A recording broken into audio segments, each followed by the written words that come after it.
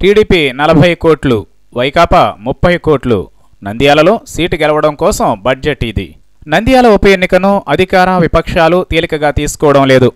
అత్యంత ప్రతిష్టాత్మక ఎన్నికలుగా చంద్రబాబు దీన్ని కన్సిడర్ చేస్తున్నారు అని అక్కడ యాక్టివ్గా ఉన్న ఎమ్మెల్యేలు, మంత్రులని చూస్తూ ఉంటేనే తెలుస్తోంది.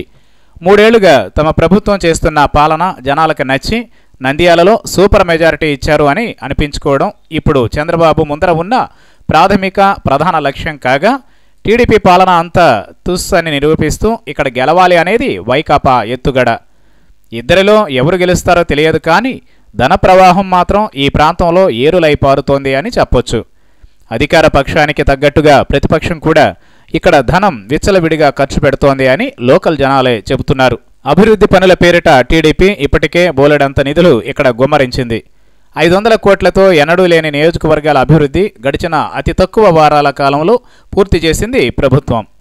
ఇక అనధికార లెక్కల ప్రకారం చూసుకుంటే అధికార పార్టీ 40 కోట్ల వరకు ఈ ప్రాంతంలో పెడుతోంది అని టాక్. గ్రామ స్థాయి నుంచి టీడీపీకి టీడీపీ, వైకాపాకి వైకాపా ఎంత ఖర్చు పెడితే సీటు గెలవచ్చు అని సెపరేట్ సర్వేలు చేయించుకుని మరీ ఓటర్కి ఇంత అని లెక్కేసి ఖర్చు పెడుతున్నట్లు నంద్యాల లోకల్గా టాక్ వినిపిస్తోంది. వైకాపా పెట్టుకున్న బడ్జెట్ 30 కోట్లు అని ప్రచారం జరుగుతోంది.